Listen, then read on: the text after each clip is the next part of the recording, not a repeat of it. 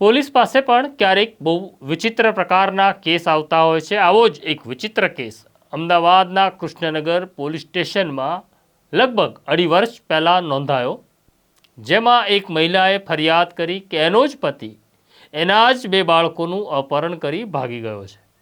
આ વિચિત્ર કેસ હતો. કૃષ્ણનગર પોલીસે ખૂબ મહેનત કરી પણ મહેનત રંગ ન લાવી. આખરે મામલો અમદાવાદ ક્રાઇમ બ્રાન્ચ પાસે પહોંચ્યો અને અમદાવાદ ક્રાઇમ બ્રાન્ચે જે કર્યું તે અદ્ભુત હતું. બસ તેની જ વાત કરવી છે. નમસ્કાર, નવજીવન ન્યૂઝમાં તમારું સ્વાગત છે અને હું છું તમારો પ્રશાંત દયાળ. પોલીસ સ્ટેશનમાં આવતા દરેક કેસ ગંભીર પ્રકારના તો હોય જ છે, પણ કેટલીક વખત બહુ વિચિત્ર હોય છે. આવો જ એક વિચિત્ર કેસ અમદાવાદના કૃષ્ણનગર પોલીસ સ્ટેશનમાં 2.5 વર્ષ પહેલાં આવ્યો હતો. એક મહિલા પોલીસ સ્ટેશનમાં આવે છે અને ફરજ પરના અમલદારને કહે છે કે મારા 2 બાળકોનું, એક દીકરો છે અને એક દીકરી છે, તેનું અપહરણ થયું છે. પોલીસ ચોંકી ઉઠે છે કે અપહરણ થયું છે, કોણે કર્યું છે, કેમ કર્યું છે, ક્યાંથી કર્યું છે વગેરે પ્રશ્નો પૂછવામાં આવે છે. ત્યારે મહિલા જાણકારી આપે છે કે ખુદ તેના જ પતિએ પોતાના બાળકોનું અપહરણ કર્યું છે. પોલીસ માટે આ વિચિત્ર કેસ હતો. પણ ઘટના એવી હતી કે પતિ પત્ની વચ્ચે લાંબા સમયથી કોઈ ખટરાક ચાલી રહ્યો હતો, જેને લઈને એક સવારે પતિ પોતાના બંને નાના બાળકો, ખૂબ નાના બાળકો છે, 2-2.5 વર્ષના બાળકો છે, તેને લઈને અચાનક ચાલ્યો જાય છે. મહિલા શોધખોળ કરે છે, બાળકો અને પતિનો પત્તો લાગતો નથી, એટલે તે કૃષ્ણનગર પોલીસ સ્ટેશનમાં આવે છે. પોલીસ તેની ફરિયાદ નોંધે છે, તપાસ શરૂ કરે છે. પોલીસનો તપાસનો દોર આગળ વધે છે ત્યારે ખબર પડે છે કે જે માણસ પોતાના 2 બાળકો સાથે ફરાર છે, તેણે નારોલમાં આવેલી પોતાની એક ફેક્ટરી પણ 80 લાખ રૂપિયામાં વેચી નાખી હતી. એનો અર્થ એવો થયો કે એણે બાળકો સાથે ભાગવાનું જે આયોજન કર્યું હતું એ ખૂબ જ સુનિયોજિત હતું, એટલે કે પ્રી પ્લાન હતું. પોલીસની વિમર્શણ વધી જાય છે.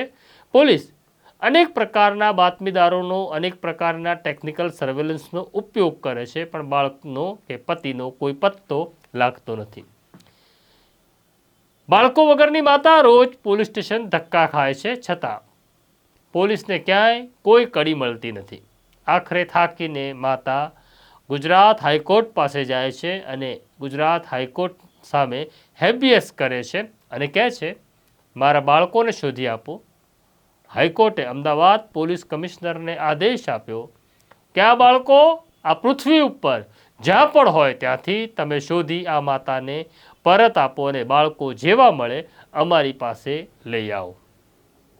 અમદાવાદના પોલીસ કમિશનર જ્ઞાનેન્દ્રસિંહ મલિક આ મામલે ગંભીરતા દાખવે છે અને મામલો અમદાવાદ ક્રાઇમ બ્રાન્ચના અધિકારીઓને સોંપવામાં આવે છે.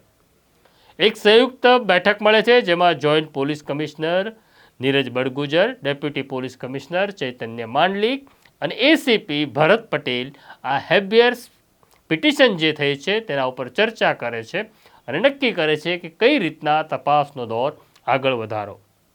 મામલો પોલીસ ઇન્સ્પેક્ટર જે.એચ. સિંઘવને સોંપવામાં આવે છે. સિંઘવ એક હોશિયાર પોલીસ ઇન્સ્પેક્ટર છે.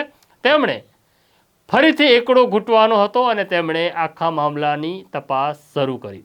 ઇન્સ્પેક્ટર સિંઘવ પોતાની ટીમને કામે લગાડે છે, બાતમીદારોને કામે લગાડે છે, કારણ કે મામલો હવે હાઈકોર્ટ તરફથી આવ્યો હોવાને કારણે હાઈકોર્ટ આ કેસનું સુપરવિઝન કરી રહી હતી. એસીપી ભરત પટેલ અને સિંઘવ સતત આ કેસની ચર્ચા કરતા હતા અને કઈ દિશામાં તપાસ થઈ શકે, કઈ રીતના કામગીરી થઈ શકે તેની વિગતે વાત રોજ થતી હતી ને ઇન્સ્પેક્ટર સિંઘવની ટીમ રાત દિવસ આ ઘટના ઉપર બારીક નજર રાખી રહી હતી.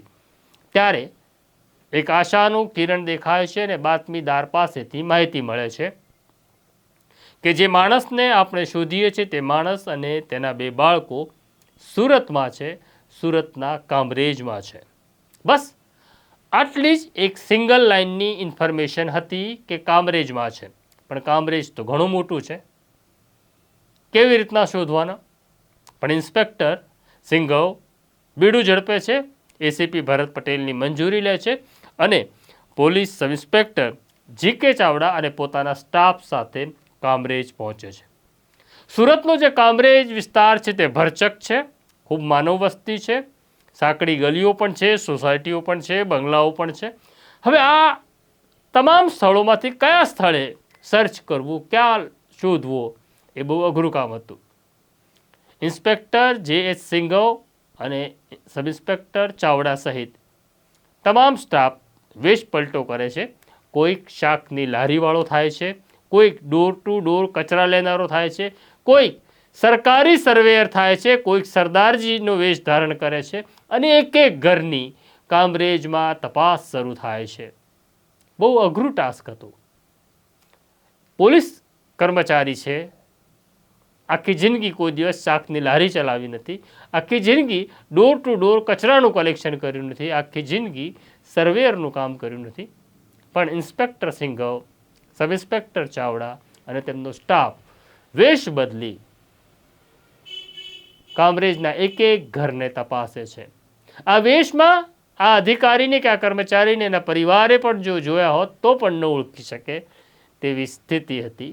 આખરે 4 દિવસ પહેલાં મહેનત રંગ લાવી ઇન્સ્પેક્ટર સિંઘવ એ બાળકને શોધી કાઢે છે, એ પિતાને શોધી કાઢે છે જે કામરેજની અંદર છેલ્લા 31 મહિનાથી સંતાયો હતો. પિતા અને બંને બાળકો મળી જાય છે. આ પિતાને એક મહિલા સાથે સંબંધ થયો હોવાને કારણે તેની સાથે તે લિવિનમાં રહેતો હતો.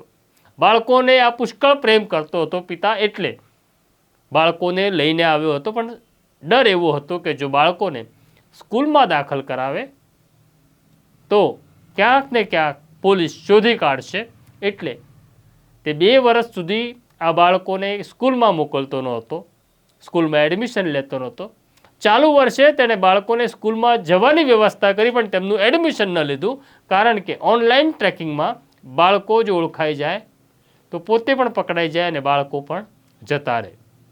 ઇન્સ્પેક્ટર સિંઘવે હાઈકોર્ટના આદેશ પ્રમાણે બંને બાળકોની કસ્ટડી લીધી અને હાઈકોર્ટ સામે બંને બાળકોને રજૂ કર્યા. અમદાવાદ ક્રાઇમ બ્રાન્ચની મહેનત રંગ લાવી. પણ એક નાનકડો ટ્વિસ્ટ પણ છે આ સ્ટોરીમાં કે આ બંને બાળકો પોતાની માતાથી 31 મહિના સુધી દૂર હતા. હાઈકોર્ટે જ્યારે માતાને કહ્યું કે તમે આ બાળકોની કસ્ટડી લઈ શકો છો, ત્યારે આ બાળકો પોતાની માતાને ભૂલી ચૂક્યા હતા, માતાને ઓળખતા જ નહોતા. ખેર, આજે નહીં તો કાલે માતાને ઓળખશે, કારણ કે પોતાનું લોહી તો પોતાને ઓળખે જ છે. તો આ છે ક્રાઇમ બ્રાન્ચની સ્ટોરી, અમદાવાદ ક્રાઇમ બ્રાન્ચની સ્ટોરી. આ જ પ્રકારની પોલીસની બહાદુરીની અને સારી ઘટનાઓની પણ આપણે વાત કરતા રહીશું, કારણ કે બધી જ પોલીસ કલંકિત કામ કરતી નથી. પોલીસનો મોટો હિસ્સો સારો છે, માટે તમે અને હું સલામત છીએ. એટલે જ્યારે પણ પોલીસની જરૂર પડે ત્યારે નિસંકોચ પોલીસ સ્ટેશન જજો, અધિકારીઓને મળજો, તમારા પ્રશ્નોનો ઉકેલ લાવશે. તો અત્યારે મને રજા આપો તે પહેલાં અમારો બેલ આઇકોન દબાવવું ફરજિયાત છે.